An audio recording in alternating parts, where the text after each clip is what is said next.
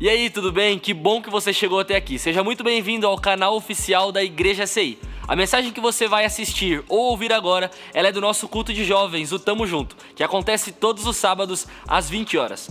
Antes de liberar a mensagem, eu quero pedir para você deixar o seu like e se inscrever no nosso canal.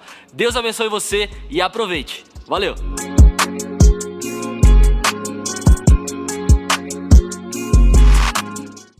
Quem planeja, evita se frustrar, evita quebrar a cara, evita sair no prejuízo, evita entrar em algo que ele não vai dar conta de terminar. Então o planejamento é a estratégia para você não sair na loucura vivendo a vida.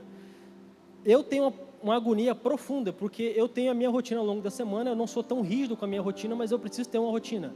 E eu tenho uma agonia profunda com quem não tem rotina nenhuma durante o dia. Então você pergunta assim, como é que é a sua semana? Eu falo, cara, eu acordo e vou vivendo.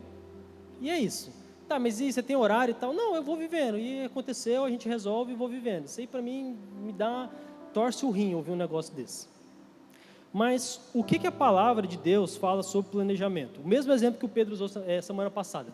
Lá em Lucas, vai falar assim, se alguém for construir uma torre, essa pessoa precisa sentar e calcular se tem recurso suficiente para poder completar a construção. Para não acontecer de que ela, no meio da construção, precise abandonar pela falta de recursos e vire motivo de piada de quem passa e olha a obra incompleta. O rei que vai sair para a guerra precisa calcular se com 10 mil soldados do exército dele, ele consegue combater aquele que vem com 20 mil. Para não acontecer de precisar enviar um mensageiro para se render perto da batalha acontecer. Então, a palavra de Deus, ela tem um padrão muito claro. Se você vai começar algo, se prepara para ir até o fim. Ou, muitas das vezes, é melhor você nem começar do que começar e abandonar. Tem como eu saber se os recursos que eu tenho são suficientes para poder completar aquilo que eu preciso? Cara, nem sempre. Mas você sabe se você tem peito para segurar a barra, se ela pesar quando as coisas começarem a acontecer. Você sabe se você vai permanecer fiel e firme quando as coisas começarem a dar errado no meio do caminho.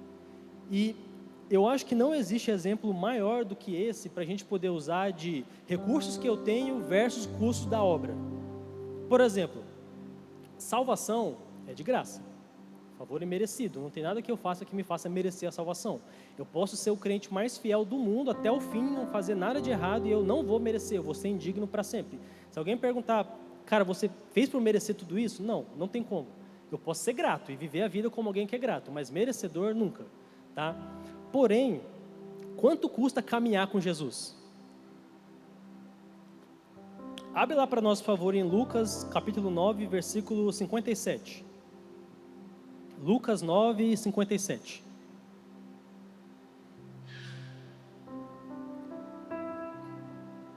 Estou vendo? Estou vendo. Não enxergo, mas vou ler, estou vendo. Quando andavam pelo caminho, um homem disse a Jesus, eu te seguirei para onde quer que fores. Próximo. Jesus respondeu, as raposas têm tocas e as aves do céu têm ninhos, mas o filho do homem não tem onde reclinar a cabeça. A outro disse, siga-me, e ele, porém, respondeu, Senhor, deixe-me primeiro sepultar o meu pai. Jesus lhe disse, deixe que os mortos sepultem os seus próprios mortos, você, porém, vá e proclame o reino de Deus. Ainda outro disse, vou seguir-te, Senhor, mas deixe-me primeiro voltar e despedir da minha família. Jesus respondeu, ninguém que põe a mão no arado e olha para trás é apto para o reino de Deus. Até aí. Cara, tem outra versão que fala, ninguém que coloca a mão no arado e fica contemplando o passado é apto para o reino de Deus. É muito simples. Quanto custa caminhar com Jesus? Tudo. Cara, nada menos do que tudo. Aquele que entregou tudo por nós não aceita menos do que tudo de nós. Jesus não aceita um coração dividido. Se alguém quiser ser meu discípulo, negue-se a si mesmo, toma a sua cruz e siga-me. Tomar a cruz, assumir publicamente que você morreu para este mundo, que você morreu para a sua carne, porque a carne sempre vai ser contrária ao Espírito. A sua carne sempre vai ser contrária àquilo que Deus quer para mim e para a sua vida. Tá? Não tem como você achar que pode começar algo e caminhar com Jesus e simplesmente mudar de ideia no meio do caminho. Toda vez que há uma quebra desse relacionamento, a palavra é clara que diz que o pai espera o retorno do filho, a reconciliação do filho. 2 Pedro, não precisa abrir, 2 Pedro é mais pesado um pouco e vai dizer que se alguém estando em Cristo, experimentando Jesus, vivendo Jesus, tendo as experiências com Jesus, decide abandonar e voltar à vida passada e largar tudo, é melhor que nem tivesse vindo a caminhar com Jesus. Cara, isso para mim já é um temor absurdo. Assim, cara, como que Deus diz que era melhor não andar com ele do que começar a andar e abandonar ele? Mas é verdade. Porém, se eu te der uma informação sobre isso, isso não gera transformação na vida de ninguém. Não foi uma informação que fez eu começar a caminhar com Jesus, foi a revelação de quem Ele é. Mas qual que é a diferença de revelação e informação? Revelação é aquilo que Deus dá, é o Espírito Santo que faz. Ele vem da busca pelo relacionamento com Deus.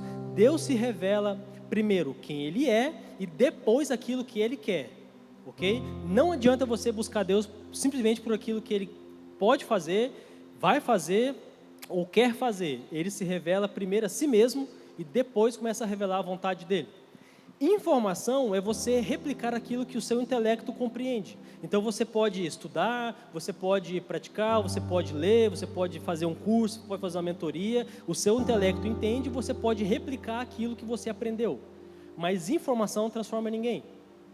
É por isso que hoje é tão comum você ver pessoas tentando replicar métodos para ter resultados. Mas um discípulo de Jesus vive para dar frutos, não resultados. Aquela pessoa que tenta replicar o método, ela vai fazer de tudo para poder manter o resultado que ela almeja. E nisso ela tenta manter uma aparência de quem é discípulo e de quem é filho, mas não é. Já o discípulo de Jesus, independente das circunstâncias, se mantém fiel e firme, porque ele sabe quem foi que chamou ele. Amém? Cara, eu fico muito triste. Ver alguém que não crê em Jesus, criticando Bíblia, falando de Bíblia, qualquer coisa desse tipo, para mim é indiferente, porque a pessoa não crê, ela não conhece, ela não teve a revelação de Deus, e não cabe a mim bater boca com ela, de qualquer forma que seja. Mas eu fico muito triste quando eu vejo um filho de Deus completamente imaturo, olhando para aquilo que Deus pode dar, buscando essas informações e querendo replicar os métodos. E a salada acontece, a gente vê por aí, a gente vê. Esse tempo atrás, eu estava muito em alta, assim, como a Bíblia ensina a ganhar dinheiro. Não sei se você já viu isso aí na internet. Como a Bíblia ensina a ganhar dinheiro. Tem conselho bíblico para ganhar dinheiro? Tem. Mas é só isso que a Bíblia fala? E aí, eu falei, cara, que louco. Aí eu fui ver a live, assim, depois que passou, porque era muito cedo, eu não ia acordar para ver aquilo. E tinha muita gente. Mas tinha muita gente mesmo. E eu estava vendo alguém que eu creio que crê em Deus e foi chamado e nasceu de novo, mas é imaturo e infantil e ainda não sabe o que está falando, usando de informações para poder alcançar pessoas. E a ganância da galera foi correndo e foi vendo, cara, é isso e tal, e a Bíblia fala isso mesmo. Triste, porque são pessoas que deveriam estar usando daquele alcance para pregar sobre salvação, arrependimento, maturidade, como alcançar a sociedade através do evangelho e da pregação.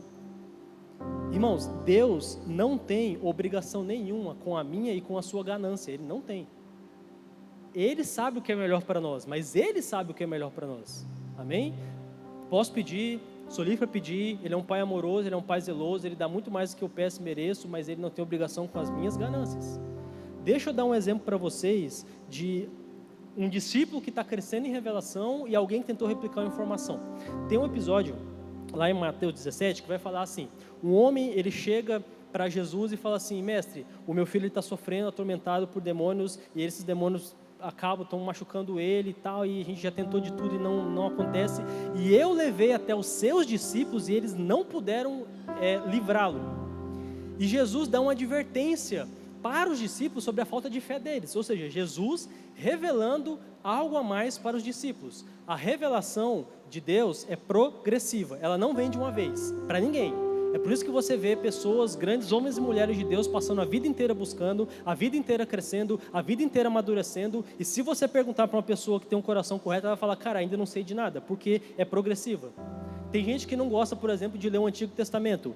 No Antigo Testamento não tinha Jesus. Tinha. Do começo ao fim do Antigo Testamento você vê várias citações apontando para Cristo, porque a revelação ela vem sendo progressiva, até que Cristo vem, e aí Ele abre a revelação. Mas a minha e na sua vida, a gente vai gerando maturidade e a revelação ela vem sendo progressiva.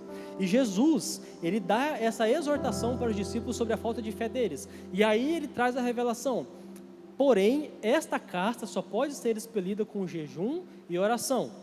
Então os discípulos que já estavam caminhando com Cristo, já estavam entendendo como funciona, amadurecendo na caminhada, amadurecendo na revelação, eles vêm para Jesus e recebem mais uma porção e mais um pouco de maturidade. E quando o ministério deles inicia de fato, que Jesus vai aos céus e deixa eles em carne, você vê que eles não passam mais por esse tipo de problema, porque eles entenderam a revelação, viveram a revelação, amadureceram na revelação, receberam de Cristo a autoridade. Amém? Agora, abre lá para mim, por favor, em Atos 19, capítulo 15. Atos 19, 15.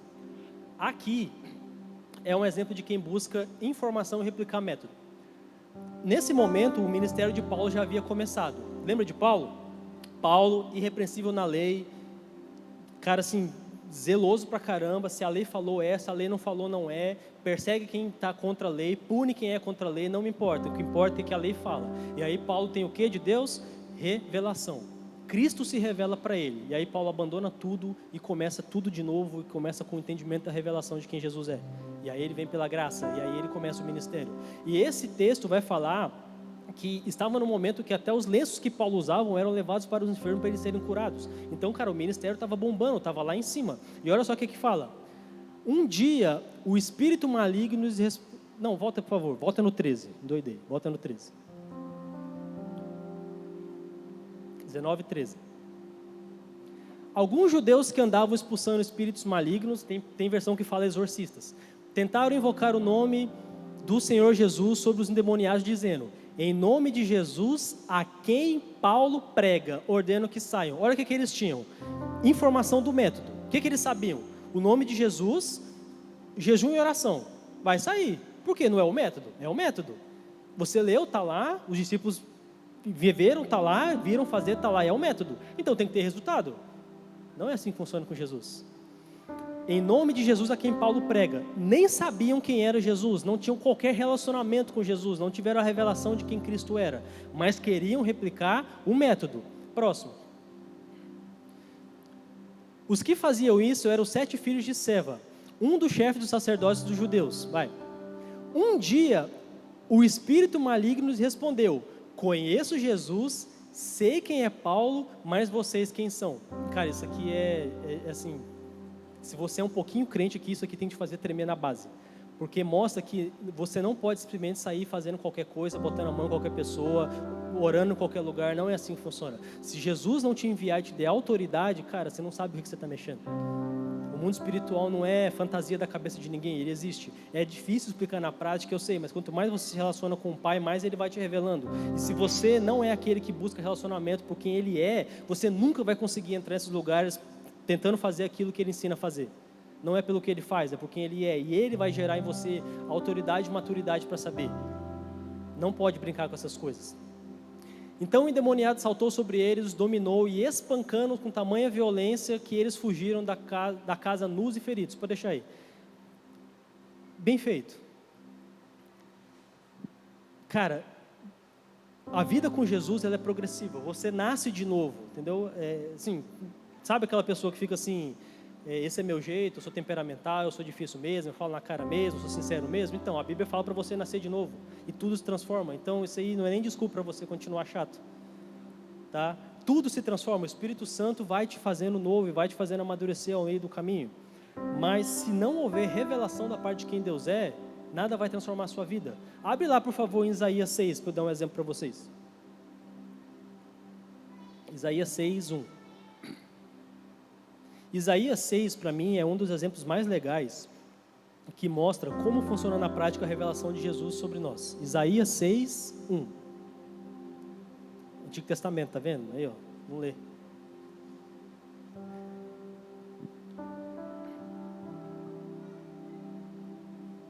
Vai lá.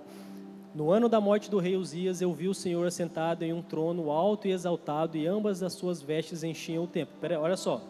Isaías começou a ter aqui uma revelação de Deus. Passa.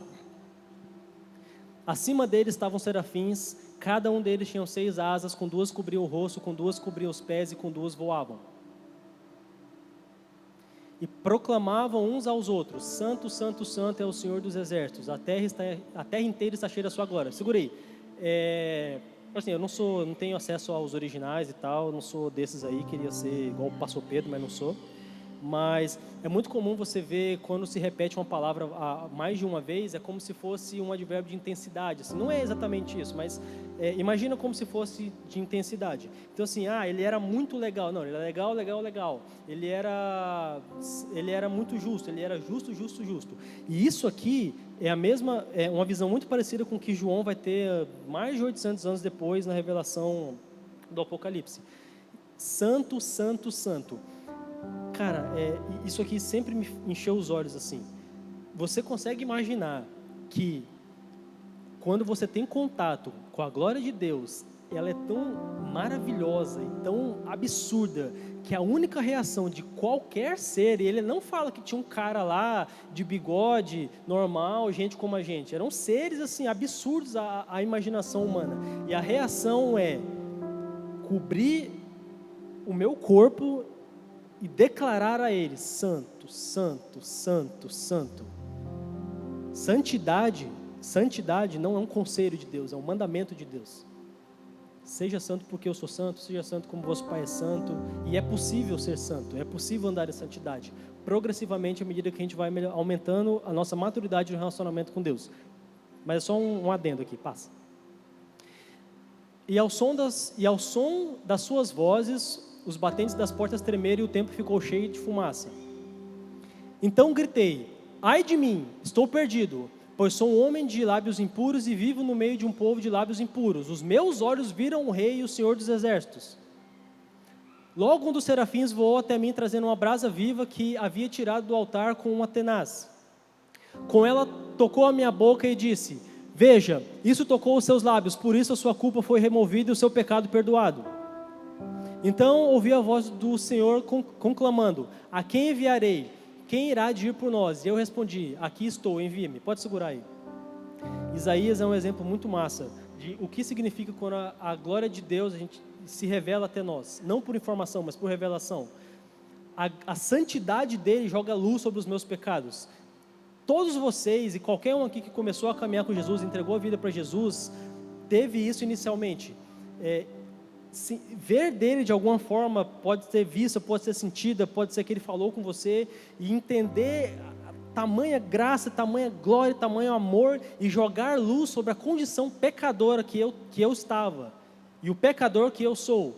E a minha reação é essa, é apontar para ele: cara, o meu pecado está aqui, meu pecado é nos olhos, é na boca, é na mão, é no pensamento, é onde eu vou, é com quem eu falo, é com quem eu saio, está aqui o meu pecado.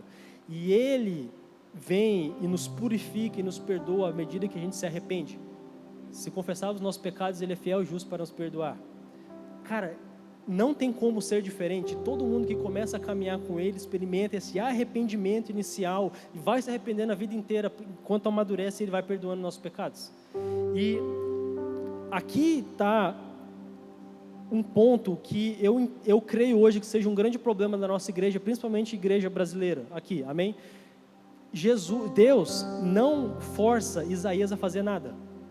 Ele fala: a quem enviarei? Quem há de ir por nós? Isaías fala: eis-me aqui, envia-me a mim. Aí a Bíblia fala, Deus diz: então vai, e começa a dar todas as instruções para Isaías. Toda vez que Deus revela algo para nós, Ele nos torna responsáveis por aquilo que foi revelado. Não existe vida com Deus sem responsabilidade por aquilo que Ele nos revela. Agora, isso foi só a introdução, mas a palavra é curtinha. Agora, o que isso tem a ver com planejamento? Por que tudo isso, revelação, informação e glória de Deus, tem a ver com planejamento? Irmão, existe a diferença entre aquilo que eu planejo, eu quero e eu vou buscar, e aquilo que Deus quer para a minha vida. E eu já vou te adiantar, Deus é especialista em frustrar as minhas expectativas. Ele sabe o que é melhor para mim, mas o que é melhor para mim não é o que eu quero. Se alguém pregou para você algum dia que se você ofertar alguma coisa para Deus, Ele vai te dar algo muito maior sobre aquilo que você ofertou, mentiram para você, desculpa. Eu orei muito para Deus essa semana, e a oração era assim: Deus, quebra todas as nossas expectativas para esse ano. Que se for preciso, você comece do zero em nós os planos que a gente vai fazer em 2024, mas não deixa a gente buscar algo fora da sua vontade.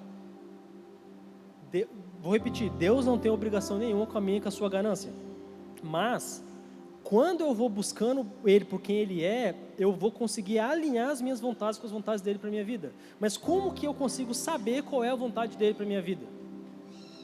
Irmão, Bíblia, Palavra de Deus.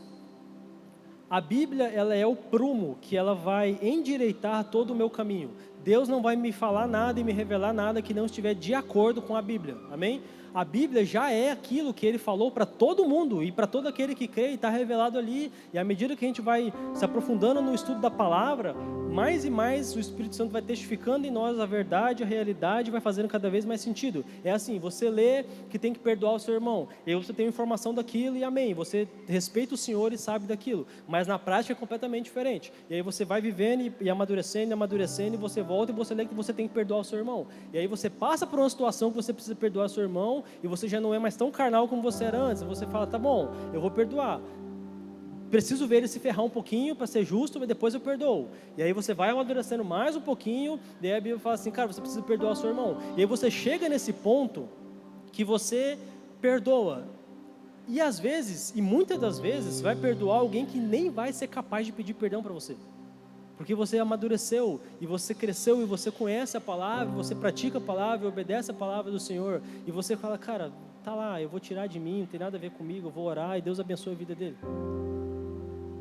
A palavra de Deus, ela vem alinhando, mas nós precisamos ler a palavra, não buscando aquilo que Deus faz, mas procurando conhecer quem Ele é. É ler a palavra, não para saber de algo, mas para conhecer alguém. E talvez o erro da gente seja esse, a gente pega a palavra e fala, que conselho que Deus vai me dar hoje? Que sabedoria que eu tenho para poder aprender hoje? Como que eu vou descobrir alguma coisa nova para melhorar a minha vida hoje? Já viu aquela pessoa assim, eu vou ler provérbios todo mês, um provérbio por dia, dá um mês certinho, vou crescer em sabedoria? Então, ainda em provérbios você pode buscar conhecer alguém. Ainda em salmos você pode buscar conhecer alguém. Nós devemos buscar conhecer o Senhor na sua palavra, não só aquilo que Ele tem para fazer por nós na palavra dEle. Como saber a vontade de Deus para a minha vida? Oração. Oração não é o lugar onde eu vou arrancar de Deus tudo aquilo que eu quero e peço. É uma troca. É eu buscando do Senhor aquilo que Ele tem para me revelar, e eu entregando para Ele aquilo que eu estou capaz de entregar na medida da minha maturidade. É eu falando, Deus, eu quero, eu preciso, a situação está difícil, o negócio está aqui, está feio, cura aqui, ajuda aqui, resolve aqui. Porém, também sou eu entregando adoração, temor, reverência. O que você tem para falar comigo, sabe? Tem um testemunho que eu acho ele genial, assim, já tem uns anos que eu escutei, de uma pessoa que é referência, assim, a família dela é referência para mim. E ela fala, é uma mulher que ela deve ter seus 50 e poucos anos hoje. E ela fala que quando ela tinha uns 12 anos, para 13, a mãe dela se converteu. E ela, tipo assim, como assim?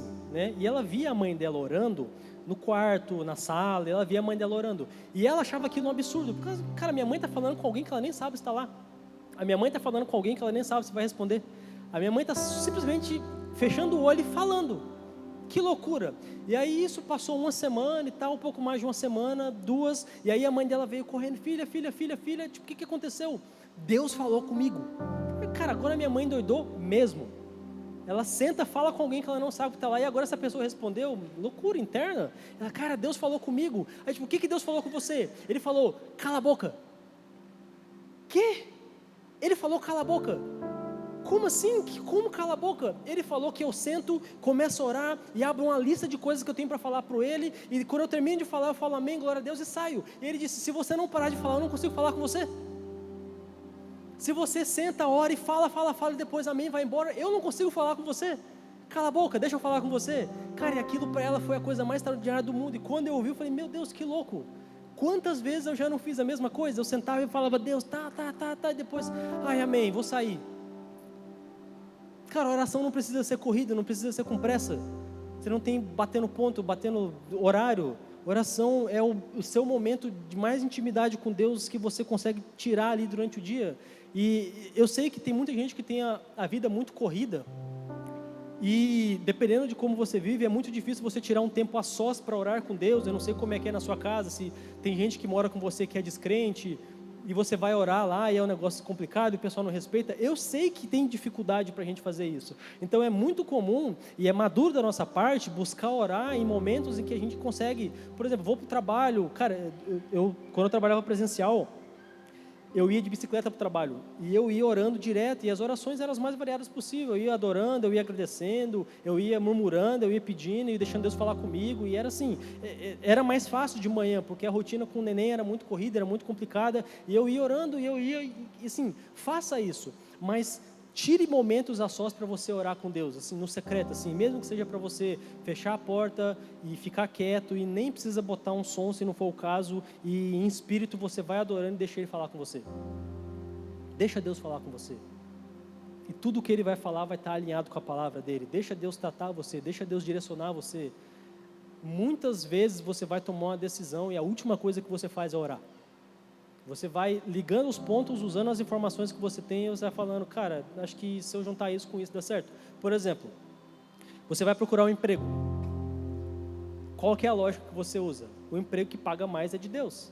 É bênção, vou para lá. Quem falou? Você orou, você buscou, Deus respondeu, Deus confirmou. Você orou, buscou e Deus falou não. Como é que funciona? Tudo aquilo que é benéfico aos nossos olhos é Deus abençoando? Nem sempre. Muitas vezes Deus vai te colocar no lugar para frustrar suas expectativas, para te levar no lugar que Ele quer que você esteja, e só lá na frente, maduro, você vai olhar para trás e vai entender o que Ele está falando. Confuso? Vive na prática que você vai entender. Gera testemunho que você vai entender.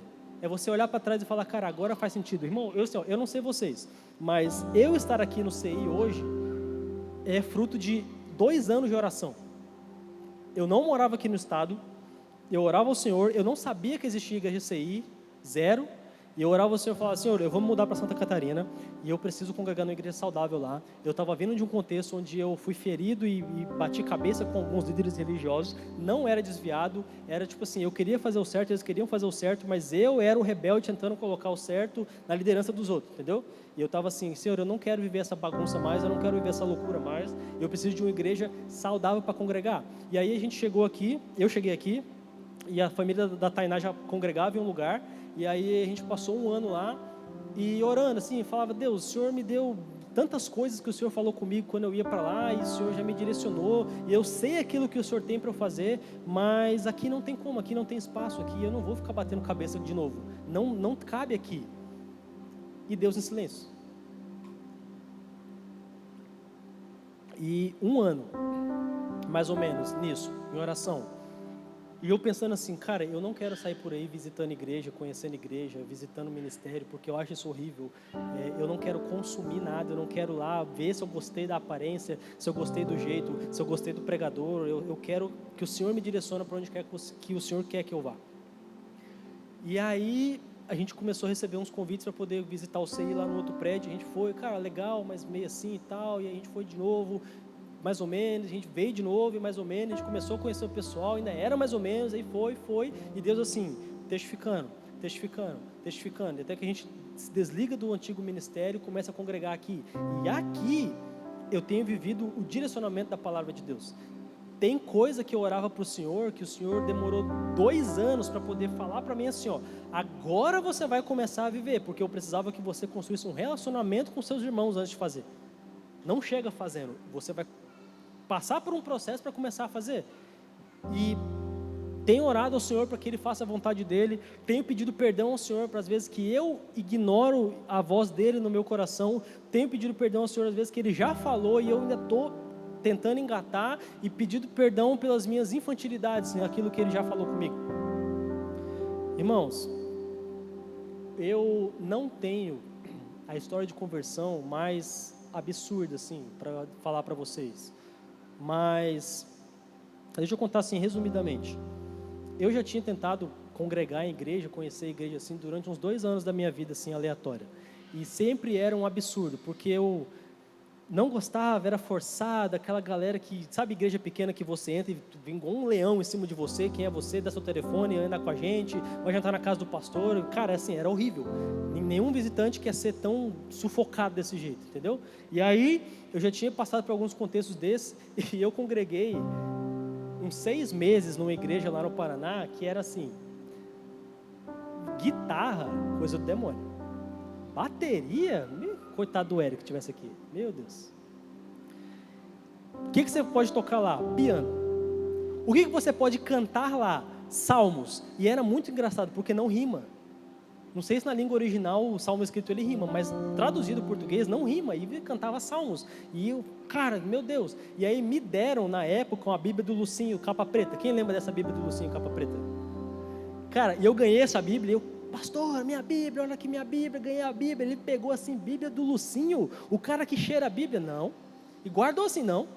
Nós vamos dar a Bíblia que nós usamos aqui. Você vai esperar, nós vamos pedir uma Bíblia para você. Eu falei, tá, mas deixa eu guardar a minha. Poxa, presente, né? Ah, pega aí. Eu nunca mais voltei lá.